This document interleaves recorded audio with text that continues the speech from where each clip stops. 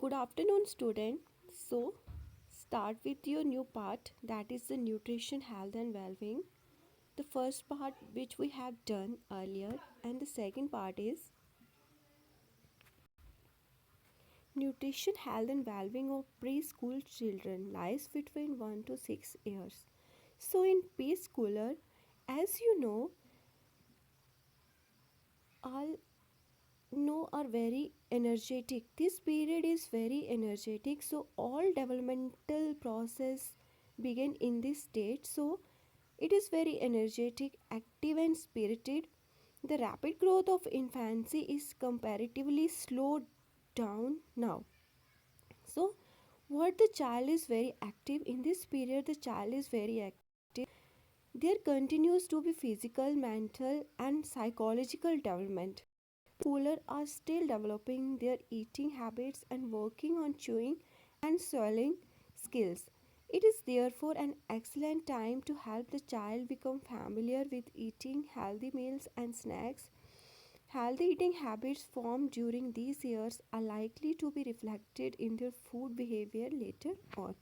So, second part is nutritional needs of preschooler children. So what are the main nutritional need for the preschooler children? So basic nutritional needs for the preschooler are similar to the nutritional need of other members of the family. The amount needed differ because of age, height, current weight, and health status, and also their activity level.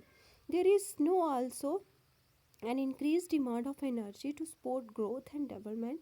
It is important to note here that because of vessel losses and additional requirement, needs may vary a little from child to child.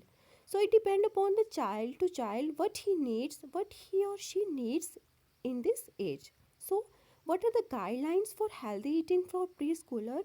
So we know that like many other habits that child should also develop good food habit early in life in order to teach them that healthy eating is part of healthy lifestyle. One can follow the suggestion given below.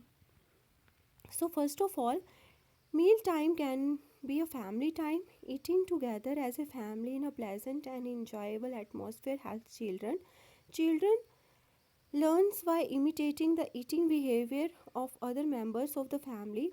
Variety is one of the important aspects, and hence offering a choice of food in child size proportion. So it's depend upon the child what they want and what they eat. The child should be taught to finish everything on the plate at the same time.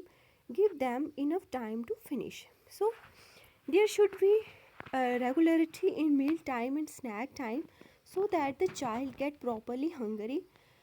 Put new items on the menu along with the child's preferred food.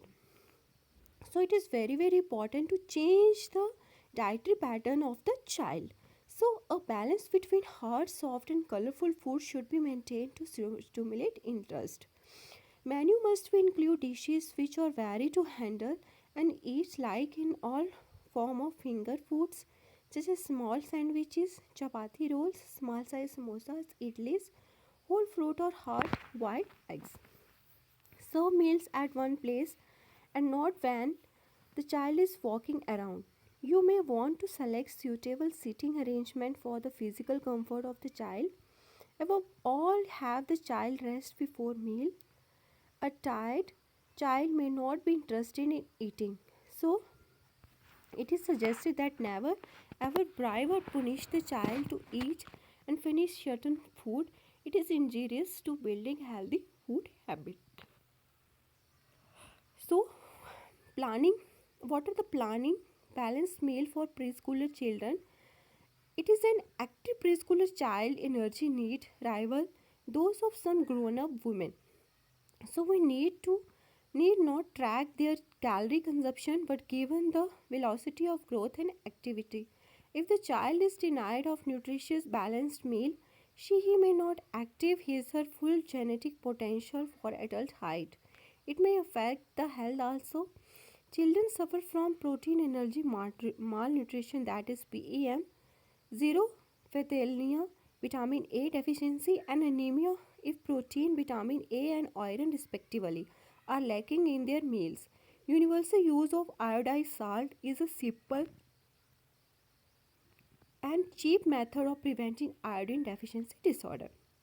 So, the diet of a pre-child school emphasizes three aspects: variety in texture, taste, smell, and color to broaden a child's nutritional intake and eating experience, balance of complex carbohydrate, lean protein, and essential fats, moderation while indulging in sweet ice cream, fast food rich in fats and refined flours.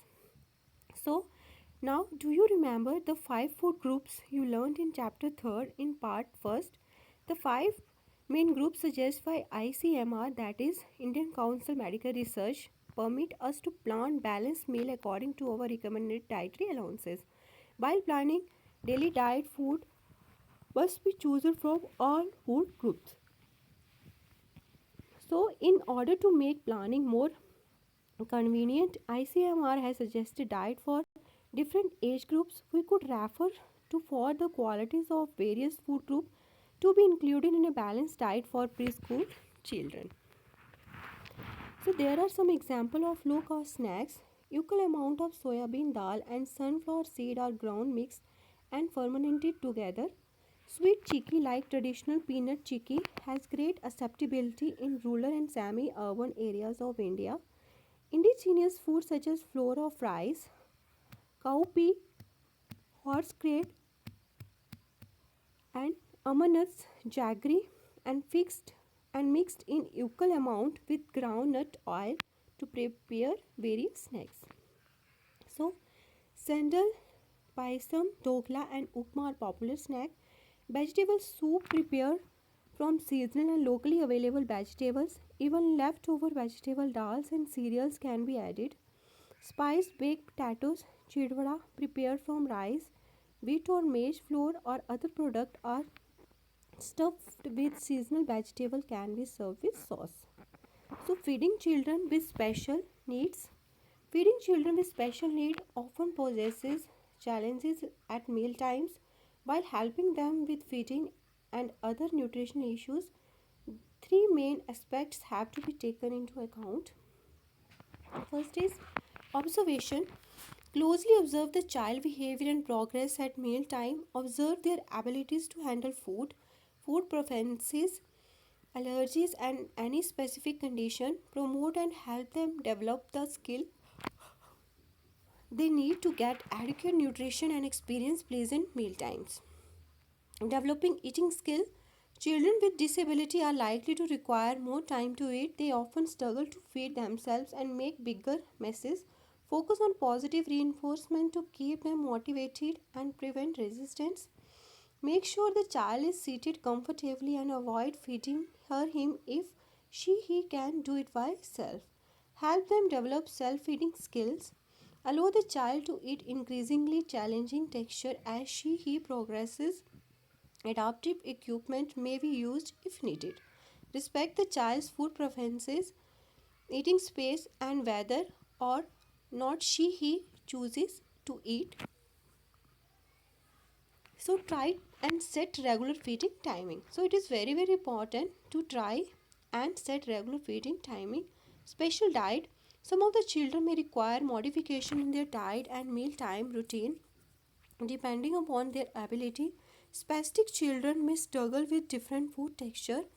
Thin liquid may be thickened and dry, or lumpy food can be chopped or softened to make it easier for the child to swallow.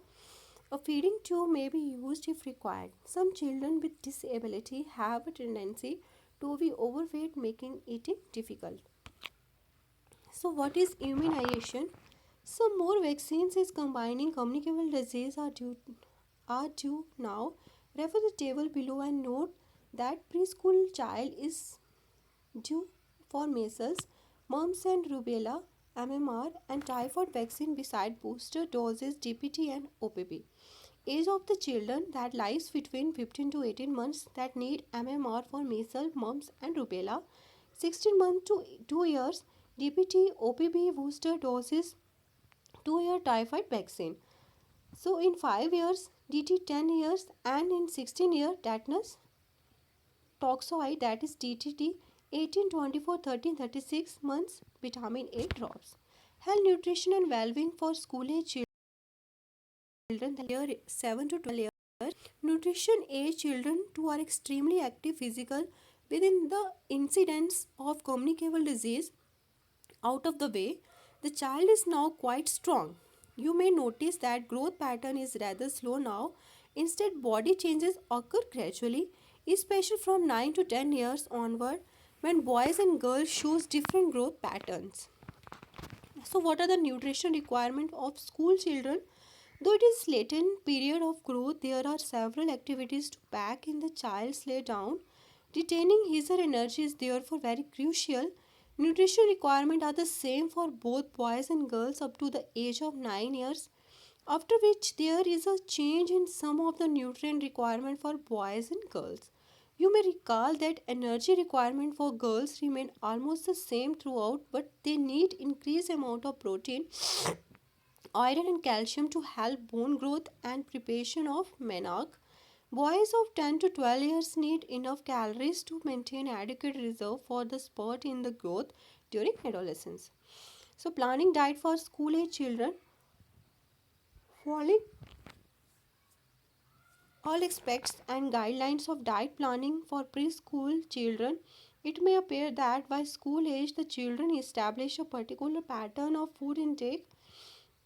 To an extent, you are right, but planning balanced meal for school children may differ in other aspects. Let us discuss these briefly. First is aim for variety.